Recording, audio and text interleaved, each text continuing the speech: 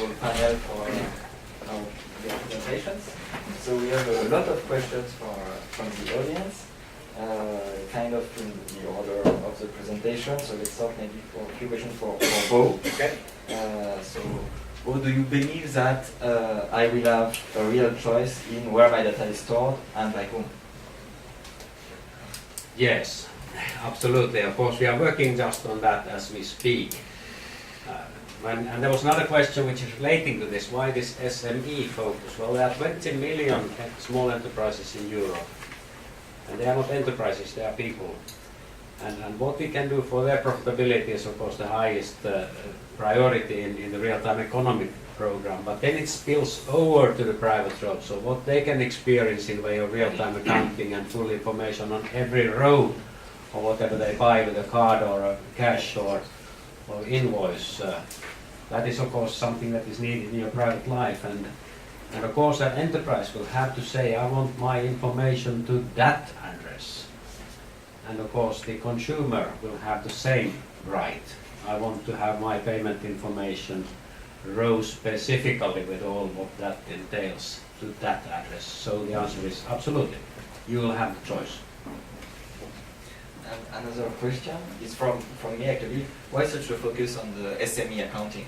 Well, yeah, sorry, I just answered that question, but I can do it just once more. Of course, the SME accounting, it's the same mechanism, the same logic, the same standards, the same everything for Mr. or MS, same guy that we are doing. And the same guy aspect is so important because if you get something valuable at work, you want to have it at home as well, and the other way around.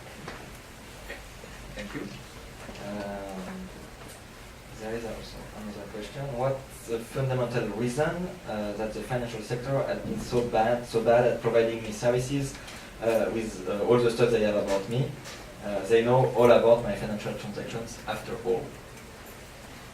Yeah, that is a good question. I think that we have to realize that sorry, that the financial sector is in a certain bind because 80 to 90% of all your budgets go to keep up very old and heavy systems, and not much is available for new investments, unfortunately.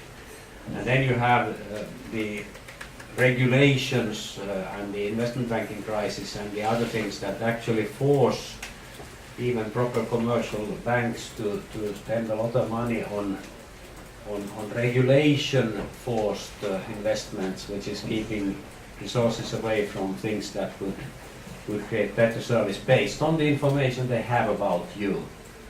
But now it's changing. So be optimistic and happy. It's coming. Big time. Maybe other speaker. So now for AXA.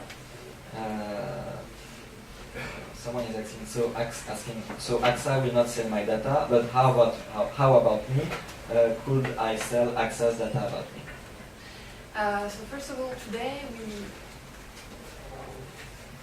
where we are, to be honest, we are at the level of the right of access. So any customer who is writing to us can have the data we have about him, but it's not in the form of an API. So he will receive like an email with all the data we have, and it's the data that he has declared to us.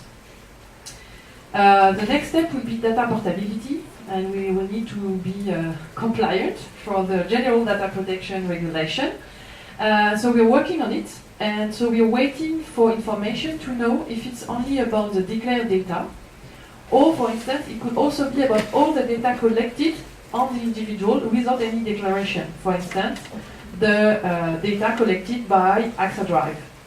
Will it be something that will be included in the regulation as something that will need to be transferable from the customer to another? What we think will not be transferable is the score that we do, the score of the risk profile of the individual, because this is our intellectual property. Okay, this is the knowledge we have. This is what makes us different from our competitors. The way we score a risk. So this we think will not be transferable. So you will not have your own algorithm about all the scores, about all the data. This is what we own as a company. This is where we are, and I think it's going to be a big topic for the 2 years to come, because there are many interpretations of the General Data Protection Regulation data portability right. And the question is, how far are they going to be? And I don't know. And there is another question about the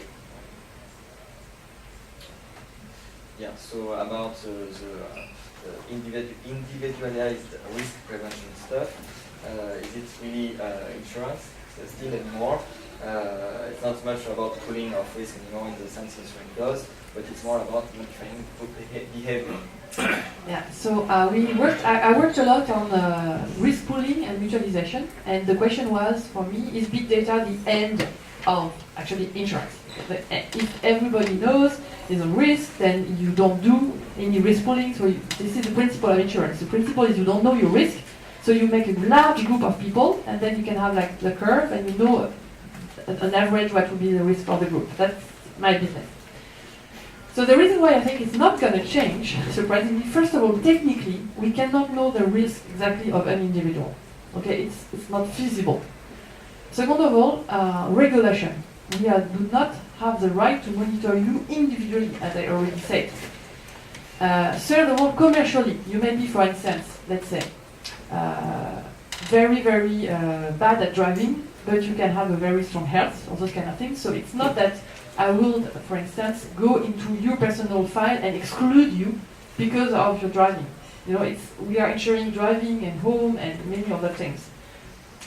That being said, I think we will need a level of discussion inside my company to which level of segment we will go.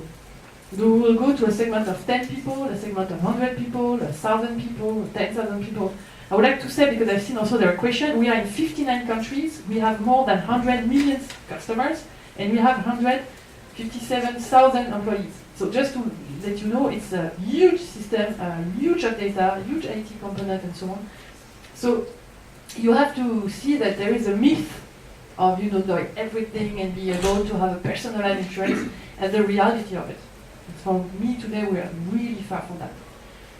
Does it mean that the job of an insurer will not change? I don't think so. As I said, I think insurer will be more into prevention. I think insurer will be more providing services for you to manage your own choices.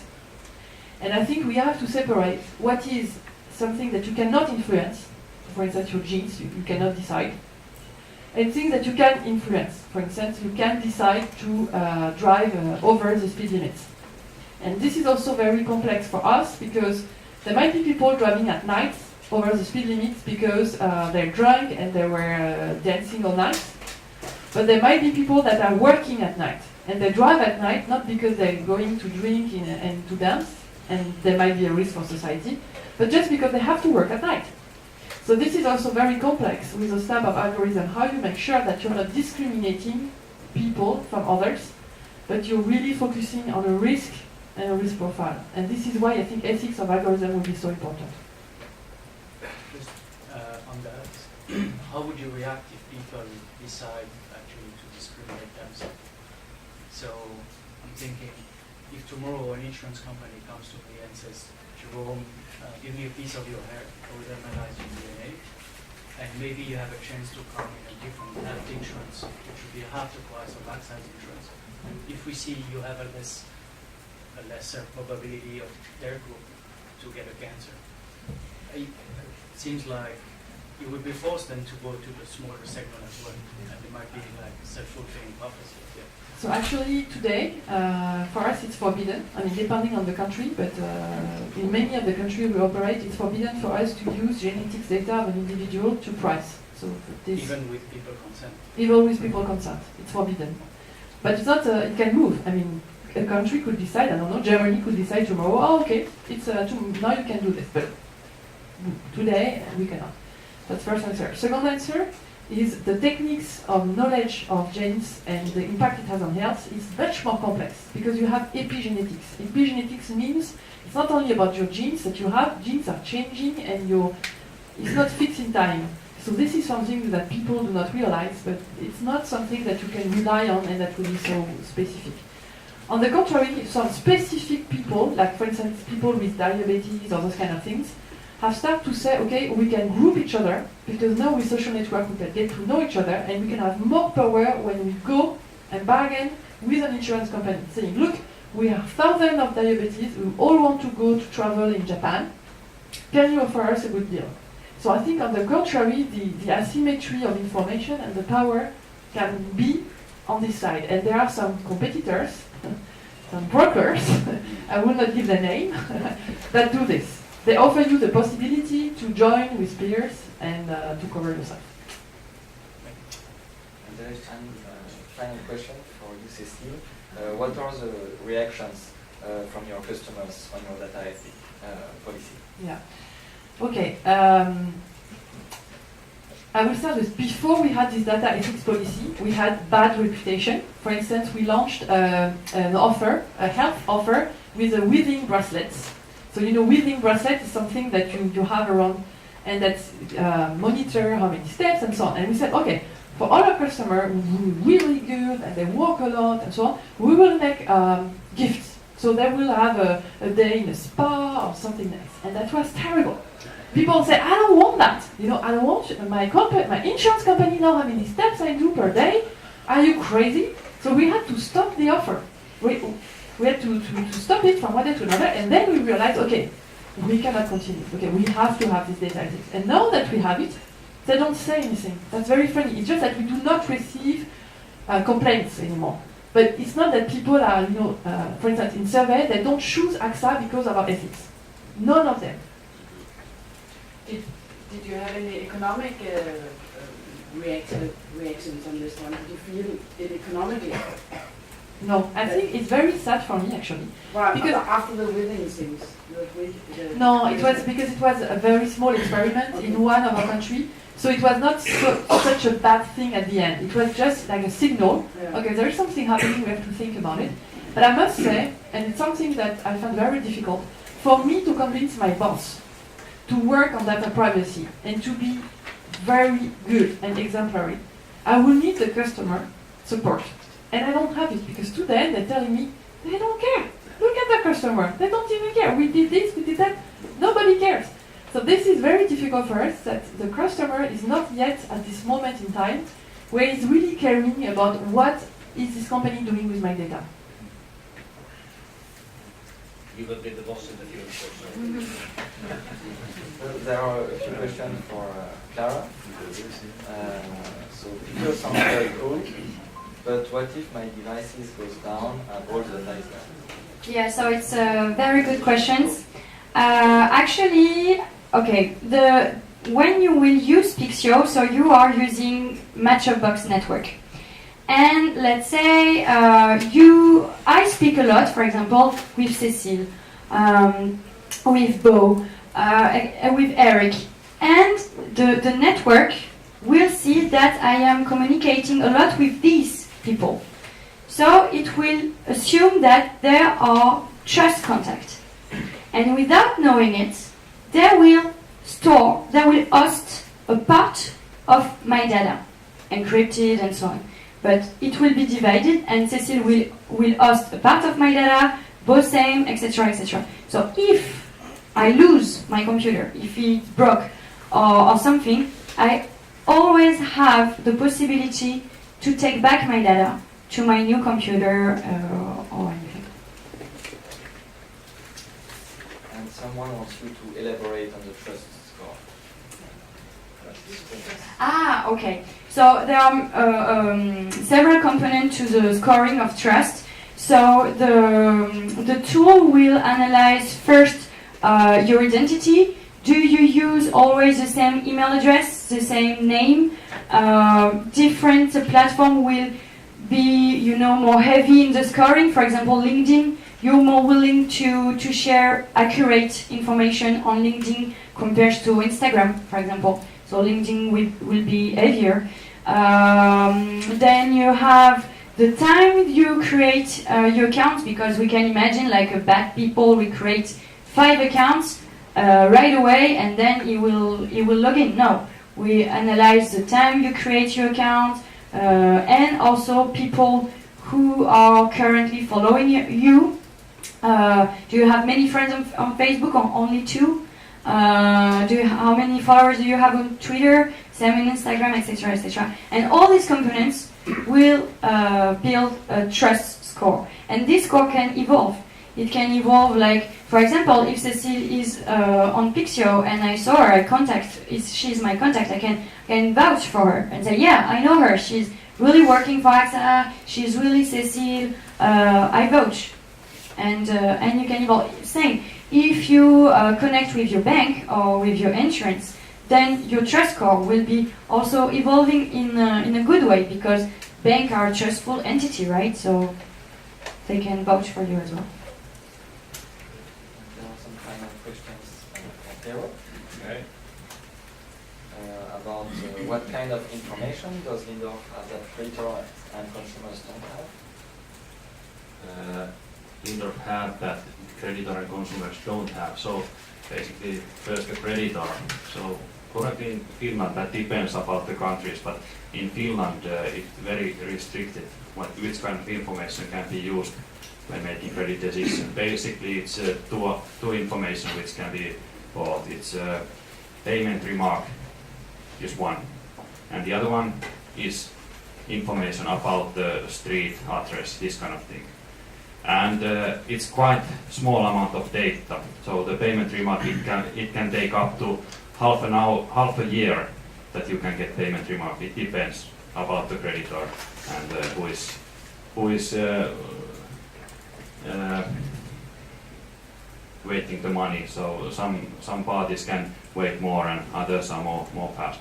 So basically, the first Lindorf have data about payments, and those payments which are still open, and the other one part consumer don't have. So basically that is consumer's data. So consumer have that data if they have access to that data. But the problem at the moment currently in this world is that consumer don't have access his or her data, which is in many different sources. We are just one source of that data, and we are willing to open our data to consumer. So was that the answer? Okay, and there is one final question. Someone is worried that willingness to share data becomes a necessity to get credit. As a consumer, we have positive signals to give to creditor who should want to share the data. And Thanks for this question. I wait that you will ask this kind of thing, and we are happy to tell that people want to share the data without they have something open things or not open things. So you can't say that those people who don't have anything will send that report, and those who have something don't send. And then the creditor can decide based on that those who won't send, they have something. We are happy that the world is not that way. People are really want to use their data, and it's funny thing that maybe many of you think that if there is something, they are very silent and not saying anything, but actually it's opposite. They are quite open, the customers and consumers, and they want to share the data. To comment just briefly on that, in many countries you have positive credit registers which are designed to protect people from indebting themselves, and we don't have it here in Finland for some reason. But there is a social responsibility for actually trying to make it difficult for people to raise more debt than they can handle, and that's what this is pretty much also about. What you're doing.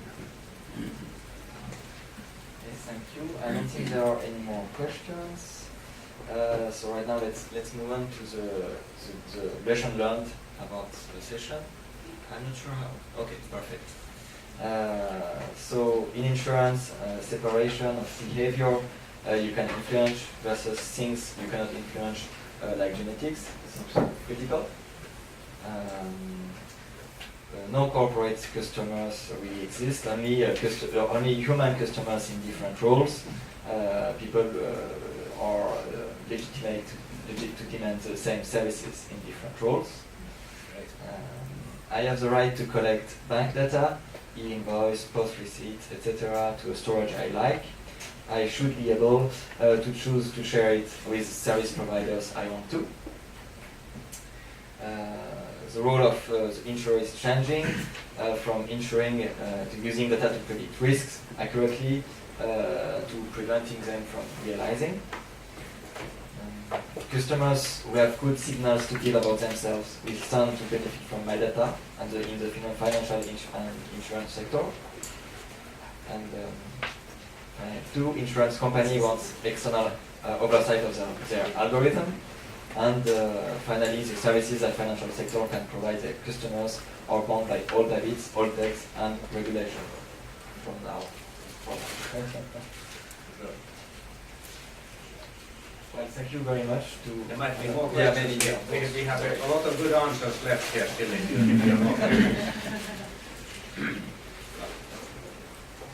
Maybe one question. Do you think this was sort of the message that you wanted to give? That what people had learned from this session, or is there something you would like to add? I'm happy. I must say I'm very happy too, and so I hope you will check, what is your insurer doing with your data. But then we count on you if you want to have it. I mean, you have the big voice. You have to stand up and say that you want to have the future. And of course, when we are now being painting the fantastic world that we are heading for, and there's no doubt about that, the practical steps, they are very practical. They are necessary. They are a little bit boring. Sometimes they are called even accounting. Is that boring? Oh, yes. But I mean, it's needed for us to get anywhere. Otherwise, this will be only talk.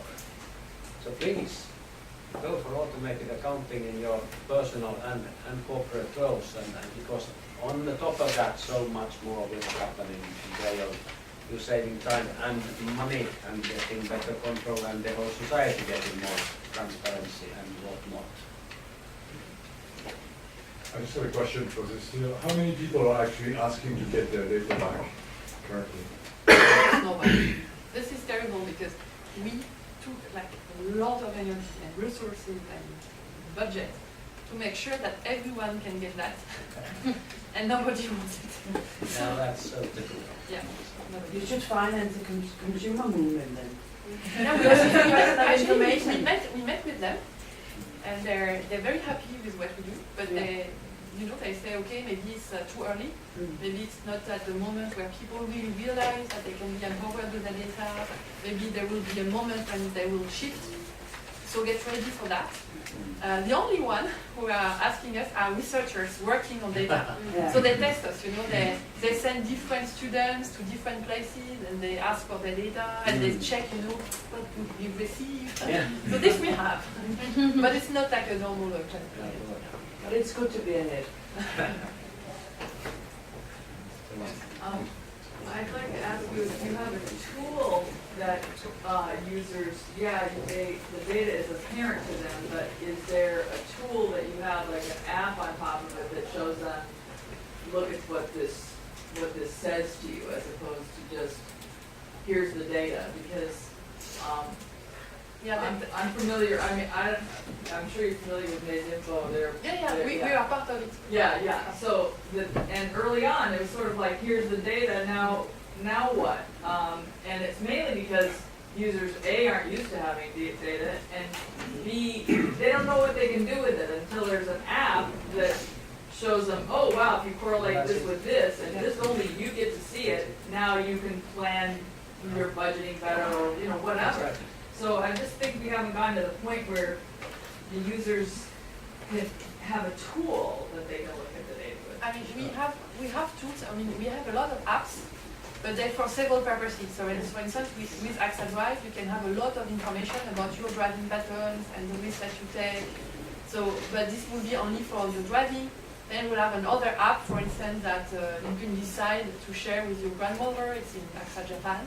And if your grandmother suddenly is not really walking and not moving and not opening the door of the fridge or something, then you will have an information. So we have several apps with several purposes, but we do not have a main app to access your AXA data so far. We are working on that because we think it will be a tool for data portability. again, really the difficulty is that we are old company, and so we have a lot of traditional IT systems, and the question is how do you move those historical data, all those IT systems, because you might have had like 10 years ago a car insurance covered by us, and then you stop, and then you have something else. So how you make sure that you can all have in one app? This is very difficult. Technically, I mean. It's true. And just Right. about, sorry, about explaining, this is what I say with the AXA Trust program in AXA UK. This is really what we learned, that people want to know much more than we were saying. They want us to really explain. And so we try to work on that with this experiment. I think that we are at the beginning of that. And the question is, how do we have a good design for that? Because explanation that cover like 10 pages, nobody will read them. So we think we have to work on the design of the explanation. And this is also something that we are very interested in. On this note, I think this is a very important discussion. Obviously, you have the databases that are modern or old-fashioned or both. and you need to have the algorithms that can actually combine the data. But this is still quite useless unless you have the app that can attach to that. And now we take this European vision that every bank's data in the transaction account must be in such a shape and the interface in such a shape that anybody can create an application, bank or non-bank, that with the owner's permission can get into that data and take it out and make a payment or use the account statement to automate accounting. And that's why it's so important. Anyway, and this has to be generic, so you can see there's a lot of things to do into the databases where you need to combine the information and combine the other databases, and the algorithm has used a good number of public sector and private databases to actually make it useful, and then the interface, the skin that is standardized, ISO standardized, so that the apps can actually work more than just in France or just in Finland or just in AXA or just in any one other company. But we need to do all of these things, and that's why there will be so much work ahead of us in the future when the robots are eliminating the drivers. We're also working on that one. I guess we had earlier a question on positive versus negative discrimination related to crediting, but I guess the same question is valid for insurances as well, so do you have some thoughts on that? So one question we have is how do we balance the efficiency of our algorithm and the interpretation? For instance, you can go online with AXA Direct, and I don't know, you learn that you have to pay 1,280. I don't know, 12 euro per month for your insurance of your car, and I go online and I have to pay 23. Okay, so why? Why do I need to pay 23 and you need to pay 12? Before it was quite easy because you had to answer 100 questions, like your date of birth, when did you buy your car, how old is your car, when did you get your license to drive, and so on.